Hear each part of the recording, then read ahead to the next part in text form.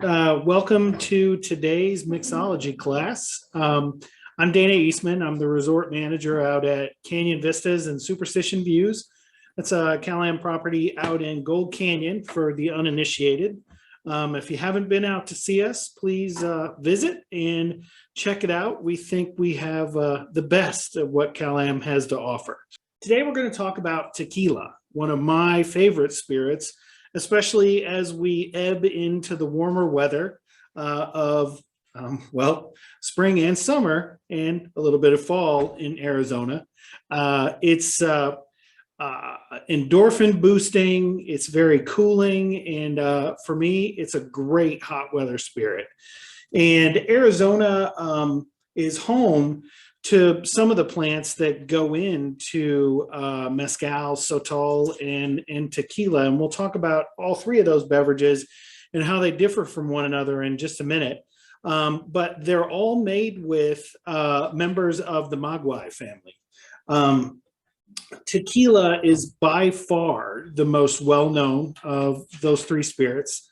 And it is generally made from blue agave. Some are 100% blue agave. By law, tequilas must be at least 51% blue agave. And the difference between blue agave and other types of agave in other maguey plants is that blue agave has a much larger piña or base. And that's what's used to make these spirits, all three. And the blue agave that are grown to make tequila are almost all grown in and around the city of Tequila, which is it's northwest of Guadalajara in Jalisco, and it's in the Jalisco Highlands. And think mountains, kind of like the Superstitions and the mountains around here. It's not like big 14,000 foot peaks, but there's highlands and valleys where these agave plants grow on huge plantations, and for literally as far as the eye can see, it's nothing but these giant blue agave plants. And the ones in the valley, growing in a warmer climate, as you might expect, they're a bit smaller, but they still have piñas that top out around 150 pounds when they're fully trimmed and ready to go into the ovens. And the ones in the highlands are larger. They're 200 to 250 pounds when they're trimmed and ready to go into the ovens. So we're talking about big, giant components of these spirits. It's much different than making whiskey or vodka with wheat or potatoes or what have you. These are huge, huge starter components. To edge back to mezcal, sotol, and tequila. In the 1600s, well, prior to the 1600s, in the 14 and 1500s, the Spanish came to what we now know as North America. And when they came into Mexico, they found a lot of the indigenous peoples drinking a beverage called pulque. And pulque is it's made from maguey sap. So basically, they did the same thing, only without the roasting. They would take maguey piñas and crush them to get the juice or the sap out of them, and then they would ferment the sap and make it's kind of like a milky beer. There's a little bit of carbonation. I don't know whether it's actually carbonation from the fermentation or it's just highly acidic, so it's frizzante and it presents like when you have a Riesling or a Gewürztraminer that's very high in acid. Sometimes it's a little tingly on your tongue. It's not actually carbonated, but it just kind of feels that way to your palate. So I'm not quite sure with pulque. I've had it a few times, and it is unique. It's an interesting beverage. It's more intoxicating than beer, but it contains a lot of natural sugars. So if you drink too much of it, the next day, serious headache. It's good stuff in moderation. It's very unique flavor. I would suggest trying it if you happen upon it, but don't overdo it, would be my suggestion. the Highland and Lowland piñas produce different flavor profiles. Some are blended to produce kind of a homogeneous product that's the same from year to year. Others are used to produce artisanal tequilas that are very subtly different from one another. So the piñas from the valley floor see more heat, they're more stressed, and consequently, they're not as sweet. And they have a more herbaceous nature when they go into the bottle. The Highland piñas, which are larger, more sugars, they have more fruit esters, and they're sweeter when they go into the bottle. So it's very interesting if you have a chance to do a tasting with piñas that are from different areas. A couple of different plantations, Valley product versus their Highland products are, it's a fun thing to do. And you'd have to go to a pretty high-end bottle shop in order to find those tequilas, and they are a little spendy, but sometimes higher-end Latin American restaurants will do high-end tequila tastings, and it gives, well, people like me a chance to try things that I would never buy a bottle of at home. You know, I'll go out and spend $100 to do a tequila tasting with, you know, maybe just little like tapas portions of food to go with each tequila. But I'd never spend $175 or $200 to buy that tequila to keep at home, because that's just not how I roll. But that's just an interesting side note there. So once the piñas are harvested, and they have to be harvested at just the right time, because if they're harvested too early, there's not enough sugar, there's not enough carbohydrate content to actually induce fermentation. So we'll go back to that. But when the piñas are harvested, they're either shredded or crushed with the stone.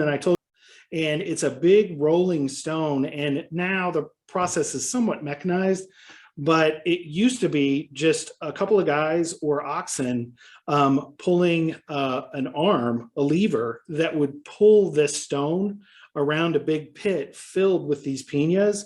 And on the sides, there would be these spouts that the juice would come out of.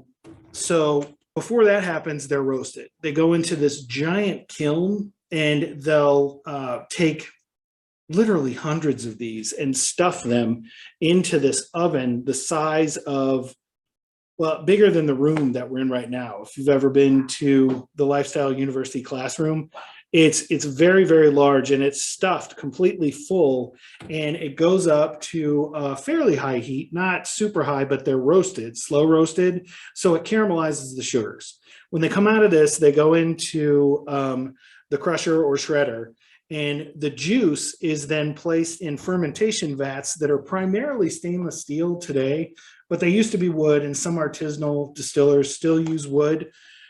But there's not really much wood aspect that's transferred from that wood to the tequila, because it goes through the fermentation and then it goes through a distillation. All the wood essence comes later with the aged tequilas from barrel aging.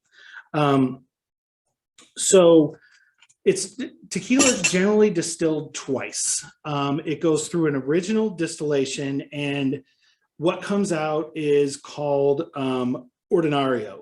And I've never seen that sold. I've tasted it, but just because it was an industry thing and they wanted to show us the steps. And it is cloudy and fairly acrid, and it's a little weaker than you'd expect tequila to be. Nothing to write home about. So that's not one I would be running out and trying to check. After the second distillation, it becomes either silver tequila, and it's bottled immediately. Silver is always also called plata or platinum or white tequila. There's also another level of tequila that's called joven, which means young man, or gold or golden. Everyone knows Cuervo Gold. Cuervo Gold isn't aged in wood. The color comes from the addition of caramel coloring, and it's actually gets a little neutral grain spirit to kind of bump up the alcohol content a little bit. So those are a product that's made to look aged that's not really aged. When you get into aging, all tequilas aged in oak barrels, predominantly white oak, which is what barbecuers use, wine barrels, whiskey barrels. White oak is the standard for spirit production and wine production in the New World because it has such there's a lot of vanillin and the wood compounds that lend themselves to flavoring distilled spirits and wine very nicely. And the barrels can either be charred or sometimes they're just plain white oak barrels. A lot of times with higher end tequilas, they've been used for whiskey or wine production. So they retain some of the characteristics of those two beverages. And then when the tequila goes in, it's aged in those for different periods of time for different classifications. Reposado is the next one up, and Reposado is aged for at least 3 months and up to a year. And Reposado has an interesting note of wood flavor. Generally, there's a little bit of vanilla, and there can be some slight herbal notes on the nose, and it softens it a bit on the palate. Añejo is aged. Añejo just means aged in Spanish, and it is aged for 1 to 3 years. And then there's an extra añejo that's aged 3 years or more. And those are generally fairly high-end tequilas. And a lot of them have been aged in whiskey casks or wine casks. Sometimes the añejos are aged for more than a year, but they're aged for a year in the wood cask. And then they go back into stainless because when you're aging in wood, there's something that distillers refer to as the devil's cut. Well, sorry, it's the angel's share. And the angel's share means what evaporates or seeps into the barrel that can't be recovered during the aging process. So after a year, most Reposado tequilas have garnered what they're going to from the wood if they're not going to be in it for 3 years. So they continue the aging in stainless steel because they can lock it down. And it doesn't, there's no evaporation. So there's no loss for them. And it doesn't seem like a lot, but if you got thousands of 50-gallon barrels and you're losing a little bit from each one, it hits them in the pocketbook. And if it's not going to change the flavor profile appreciably, they just toss it in stainless. All right. So tequila, most of us were initiated to tequila with the salt lime shot method. And I was as well.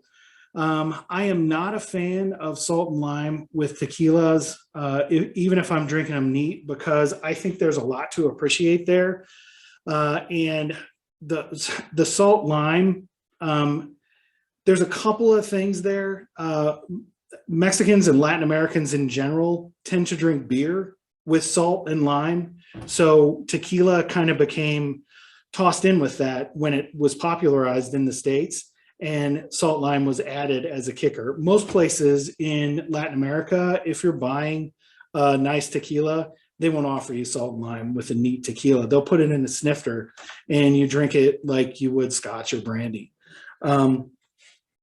So cocktail popularization. Tequila really made a stand in the US in the 1940s and 50s.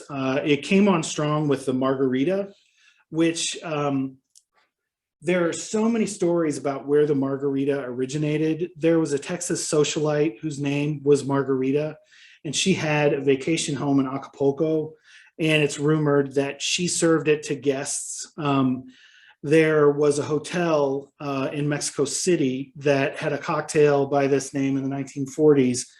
It's really, nobody knows where it came from. The first real written word about the Margarita is Jose Cuervo used it in advertising in 1945.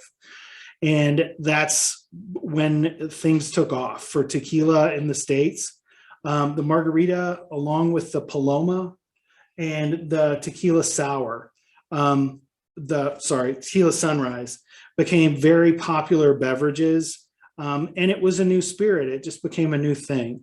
Everybody knows a margarita. Margarita is tequila, lime, Cointreau, or triple sec, or Grand Marnier. It's basically what you're trying to do is add some sweetness to counteract the sourness of the lime citrus. And triple sec just means triple sweet. And it's just an orange liqueur. Cointreau is an orange liqueur that has a brandy base. So it's brandy before it's aged in a wood cask. It's very good. It's French. It's a little more expensive. And everyone's familiar with Grand Marnier. It's an orange scented brandy liqueur. So it's brandy that's been fully matured in oak. So it has kind of an amberish color. And then they add Sevilla oranges to scent the brandy with orange, and it's a bitter orange.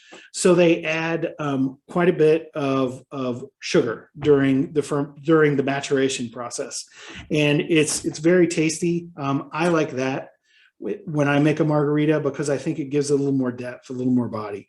But Cointreau is awesome as well. Paloma is an easy peasy cocktail. It's a great pool sipper. And it's perfect for Arizona because we have all kinds of fresh citrus everywhere. I'm sure if you reach over the fence at your resort, you can grab a grapefruit from one of the neighbors' trees. And it is simply Blanco tequila, white tequila, with fresh squeezed grapefruit juice and an equal amount of sparkling water. Over ice by the pool, it's just an awesome sipper. It's like a grapefruit spritzer with a little kick.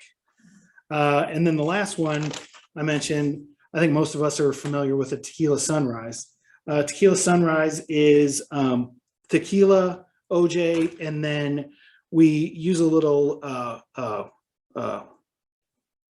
grenadine. Thank you very much. Simple syrup, red simple syrup basically is grenadine. And when you drizzle the grenadine in, it creates this sort of reddish orange cloud. So it looks a little bit like a sunrise. That's a good one too. It's a nice brunch breakfast cocktail if you're not in the mood for a screwdriver, but you want something citrusy. So it's fun stuff. Okay, last fun tidbit about tequila and mezcal before we get along to making the cocktails today. Everybody saw Urban Cowboy, and that was my first exposure to the worm in a mezcal bottle. So the worm in a mezcal bottle is the larva of a moth that actually lives on these maguey plants.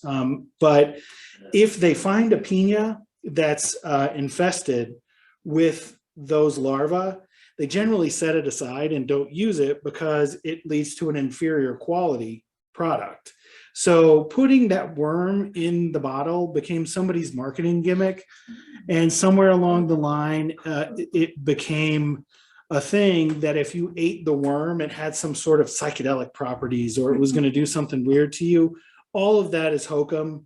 Eat the worm if you want to. It's not going to do anything bad to you, but you're not going to, have a tremendous experience either.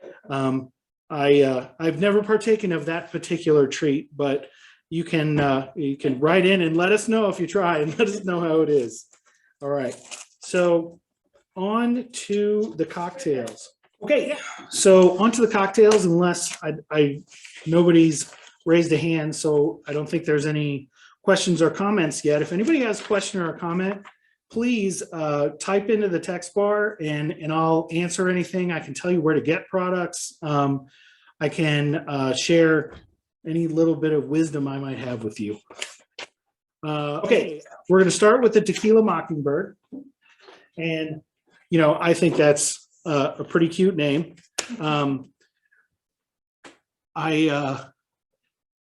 Anyway, yeah, I like cocktails that have a literary twist. And the Tequila Mockingbird is awesome. One of the cocktails that we're going to try today has been compared to a Hemingway Daiquiri, and we'll talk a little bit more about that in a minute. All right, so the Teal Mockingbird is a fun cocktail that allows you to employ some watermelon. And I think watermelon is an underutilized fruit in drinks because watermelon juice is excellent. If you use too much, it waters things down. But if you use just the right amount, you get that sort of, I don't know, thirst quenching sweetness that is what watermelon's all about. When I taste watermelon, I think of like Sunday picnics as a kid, just, going to town on a watermelon wedge without even, having forks or knives or cutting it up, just getting it everywhere. And I don't know, those were great experiences for me as a kid. All right, so we start off with a little bit of, all right, I'm going to muddle the lime. I know it tells you to use fresh lime juice, but I'm going to muddle the lime along with the pepper. All right, so I just took half a lime, put her in there, along with one generous jalapeno slice. That's a fine specimen. So just, regular store-bought jalapeno, just one slice. I like a little spicier with sweet, so fairly good size one. And then a few watermelon cubes. 1, 2, 3, we'll do 4, just for effect. All right, and then we'll need a muddle. There are wooden muddles. There are metal ones that have a plastic foot. In a pinch, you can use a wooden spoon. You can use anything that you can get down into the bottom, and you want to crush everything, but you don't really want to make a paste out of it. What you're trying to do is express the juice of everything.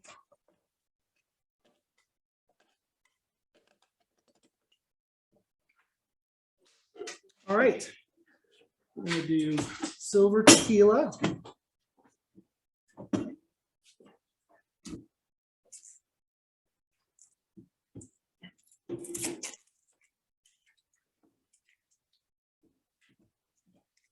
And this right here came from my house. This is a silver tequila that is available almost all the time at Costco. And I am a Costco head as far as liquor is concerned, and wine for that matter. There are some tremendous bargains to be had. This handle, which is kind of restaurant lingo for a 175, which is 2 1/4-ish bottles, is $20. And a handle of Espolòn or even like the Hornitos silver is going to be $30 to $40 depending on where you go. This is $20, and it's superior quality. I don't know if I'd go so far as to say it's as good as Don Julio or Patron or that level, but it's a premium quality white tequila, and I'm a big fan. They also have a Canadian that is $20. That is unbelievably good. And they make spiced rum. That's awesome. A vodka. It's a French-made vodka that I would put on par with Goose. And it is $20, and Goose is like $60 for the same bottle.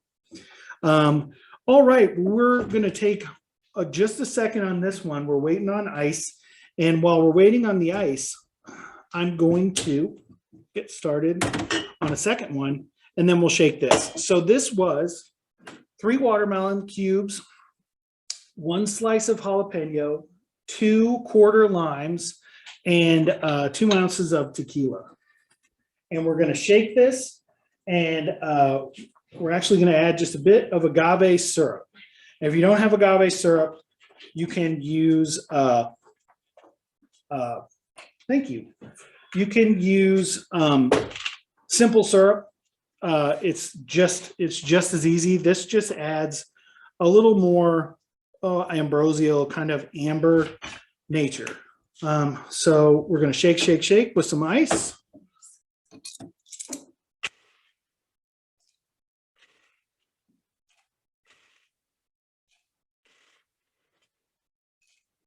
All right.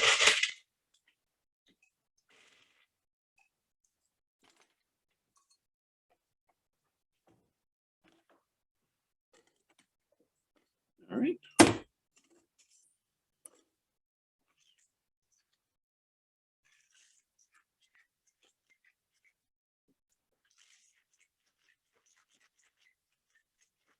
Take that super. Thank you, sir.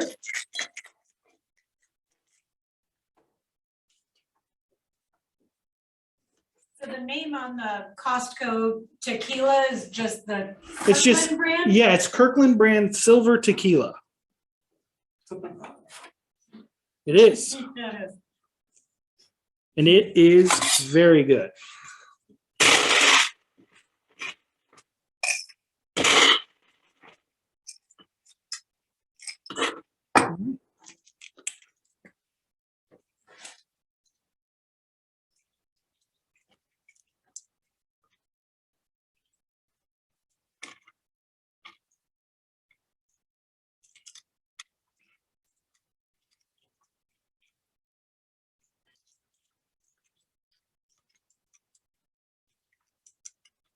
Sometimes it takes a little bit for this one to come out because there is quite a bit of fruit action going on in there, but is worth the wait. There you go. Tequila Mockingbird. All right, now moving along, our second one is the El Diablo. Right, and the El Diablo, we're going to use a Reposado tequila, and the Reposado, you'll remember, is aged, but it's wood aged for more than 3 months and less than a year. So it's going to be a darker color, but it's less of an amber than an añejo would be. I don't know if we have an añejo over here. They're pretty dark, like bourbony dark. So, all right, what we're doing here is we're gonna build this in a shaker cup, and then it's gonna go into the glass.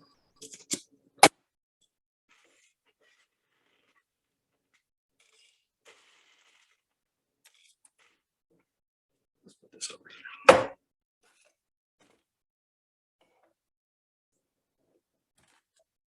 All right.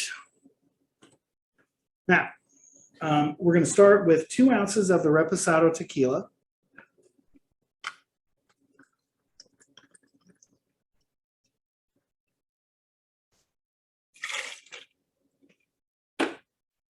And then we'll do the creme de cassis. And we didn't have creme de cassis, so what we're going to use is Chambord. Chambord is raspberry. Creme de cassis is currant. It's black currant liqueur.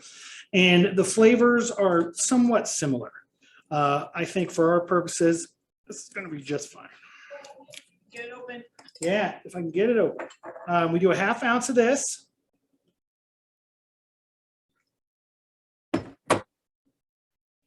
Adds a little sweetness and a little color to the beverage. Then we do lime juice.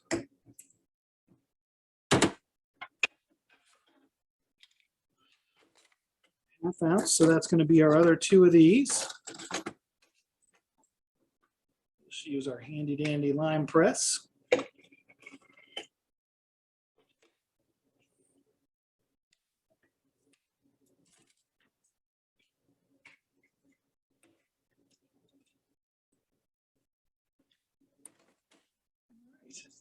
Now we're going to do the shake, shake, shake.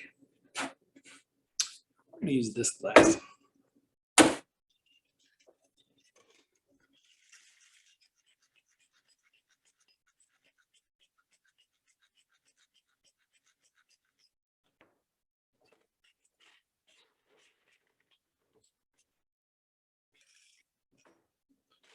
That's ice in the glass.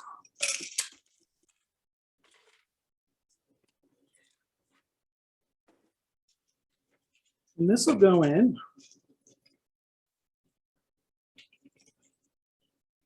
And then we add a little ginger beer.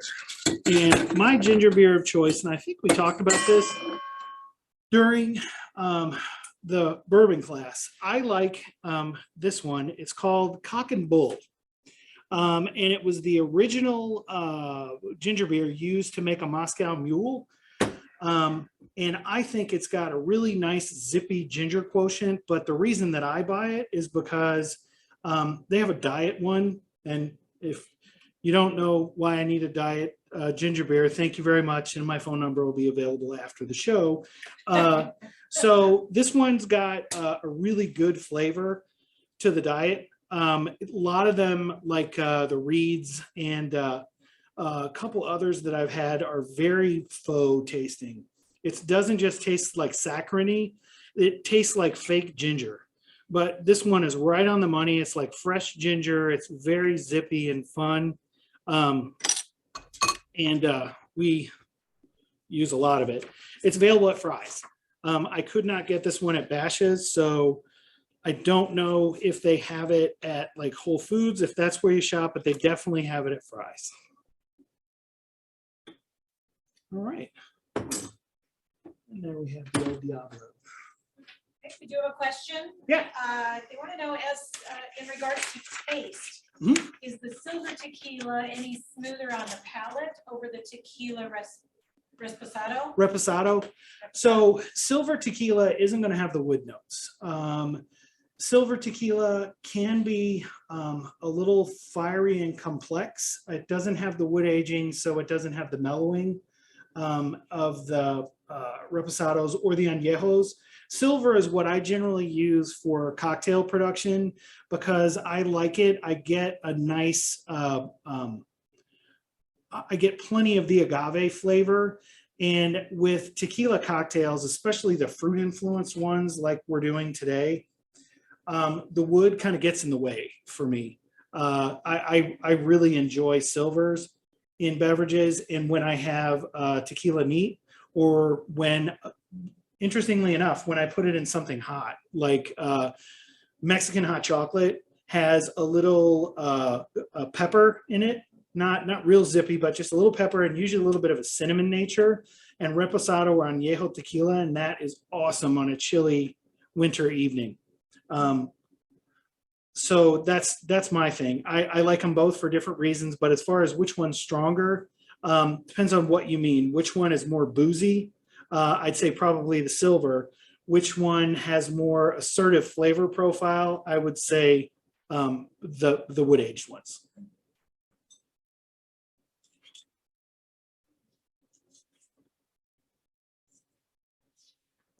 All right, now we're going to go on to the Siesta Cocktail. So the El Diablo, I should have mentioned this. The El Diablo first appeared in 1940. Where's mine? Oh, there it is. 1946 in Trader Vic's book of food and drink. And I've talked about Trader Vic's before. It's part of my childhood. When we went out for a fancy dinner, the waitresses at Trader Vic's wore like pith helmets, and they were nice looking young ladies. And in the 70s, when I was a kid and going to restaurants with my parents, it was just the most fun experience because there were jungle creatures all around, and it was a Polynesian themed restaurant. Yeah, so it was rainforest and there was bamboo everywhere, and all the drinks came in big tiki cups. Anyway, Trader Vic, I can't remember what his name was, but Trader Vic was a world traveler who had an incredible story behind his travels that ended up in the restaurant. And the restaurant was a chain that was nationwide. He wrote this tiki book in the 40s that's awesome. And if you can stumble on a copy today, it's great. It's just called Trader Vic's Book of Food and Drinks. So Trader Vic's closest contemporary in the tiki scene was a guy named Don Beach, Donnbeach. And he owned another group of restaurants called Don the Beachcomber. And they both vied. They were very convivial and they were good friends. They both had a fight, basically, that their restaurants were the first ones to come up with the Mai Tai. And if you had the Mai Tai, it's a tropical themed drink with lots of rum. And tiki drinks tended to be lots and lots of rum, but sweet enough so that you didn't realize how bombed you were until it was all over but the crying. So he wrote a book that's great. And there's another guy, if you're into the tiki culture, his name is Beach Bum Jerry. His real name is Jeff Berry. He owns a tiki bar in New Orleans that's totally worth a visit if you're down there. It's in the Quarter. It's Polynesian themed. It's really fun. He's there sometimes, and talking to him is a riot because he's one of those guys that just knows everything about everything as far as mixology and cocktails are concerned. So it's Beach Bum Jerry's, and he's got a book as well, and he's got a whole line of tiki stuff if you want to buy, like the coconut cups or the little tiki god ceramic ones. Very fun stuff. And I, as you know, if you've seen these classes before, I love that kind of stuff. I've got a closet full of it. All right, so now we're going on to the Siesta Cocktail. And this one is a modern tequila cocktail that was crafted in 2006 by Katie Stipe at the Flatiron Lounge in New York. And the Flatiron Lounge it has a wonderful view of the Flatiron building. So it's named after the Flatiron building. The Siesta Cocktail is tequila, grapefruit, lime, and Campari. And if you're not familiar with Campari, Campari's a wonderful, well, some of us think wonderful. Some of it thinks a little too bitter, but it's a wonderful aperitif kind of beverage. It's great before dinner, before you're going to sit down and have a meal with wine. If you want something light, I love Campari, which is slightly bitter, but I drink it over ice with a lot of sparkling water and a generous squeeze of lemon. And it's a spritzer, and it's light in alcohol, and it's a palate cleanser. It'll get you ready to go for a nice dinner.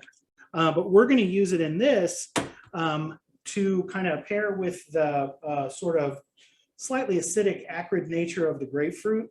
And that'll play off the citrus, both the tequila, the lime, the grapefruit, and the tequila all together. So we're going to mix this one in here. And we're going to start out with the tequila, and we're going to use Blanco in this one. 2 ounces.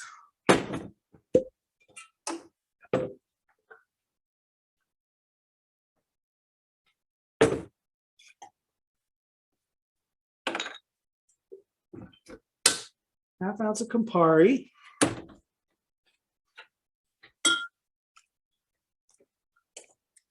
Thank you. You're gonna need it.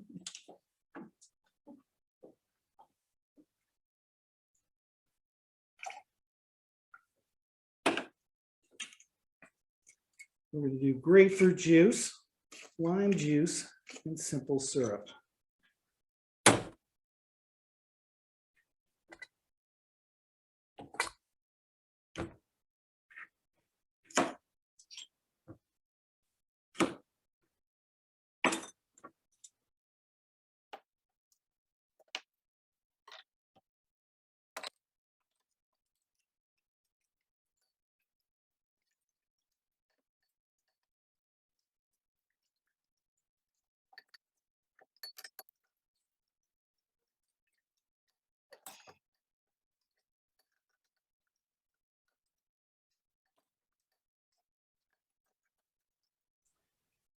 All right.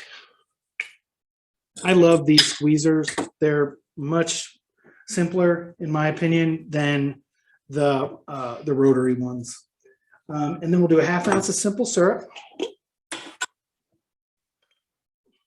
And simple syrup, if everyone remembers, is equal parts sugar and water, heated just until all the sugar incorporates into solution, and then cool it off, and it's ready to go. Now we'll ice this, shake it up.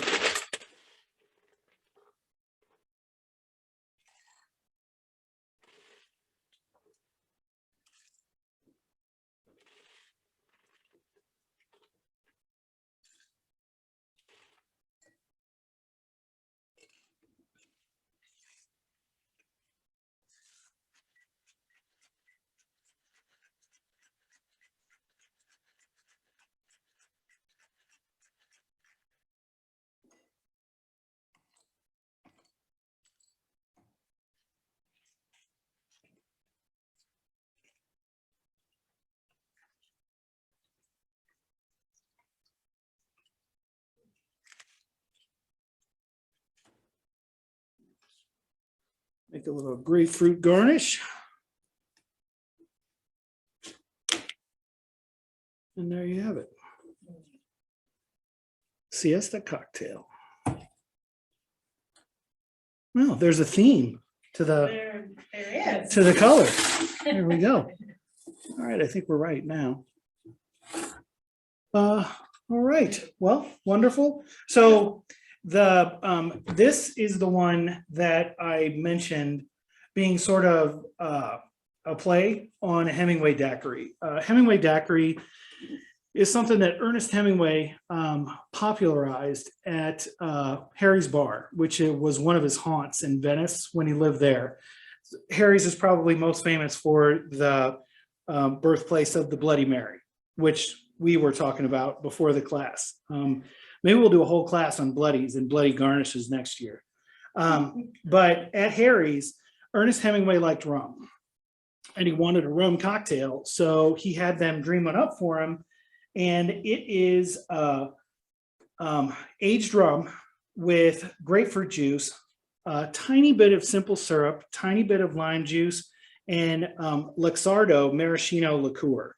And most of us know Luxardo from the cherries, those great soaked cherries. They're Amarena cherries that are wonderful in Manhattans. But Luxardo makes cherry liqueur, and it's actually a bitter cherry liqueur.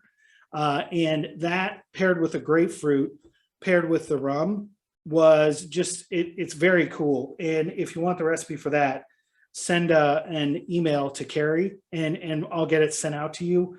But that's a lovely drink as well. This is kind of the same play in that there are those bitter and sweet elements together.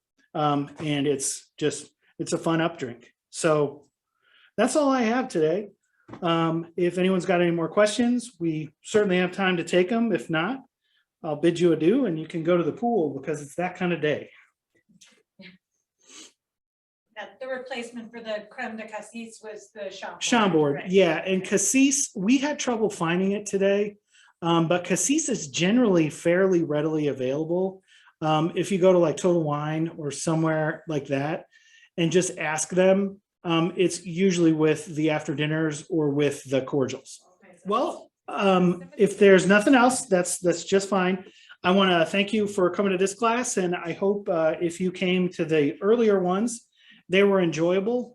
It's been enjoyable for me, and this is our last class of the season this year, and we're eminently hopeful that next year we can go back to in person, and that way we can mix up cocktails and, you know, enjoy and talk about them while we're making them and tasting them. Because while this is fun, and I hope it's been enjoyable and educational and enlightening and somewhat fun for all of you, it's more fun when we can get together and actually do it together and talk about the whys and wherefores and have fun sampling the drinks and talking about what you like and what you don't like. And, you know, we can figure out how you can make your perfect cocktails. So hopefully we'll be able to get together next year in person, and I'll look forward to meeting all of you. Thank you, Dana. Hey, it's been my pleasure. Got a bunch of thank yous. No, great. All right. Well, I'll see you next year.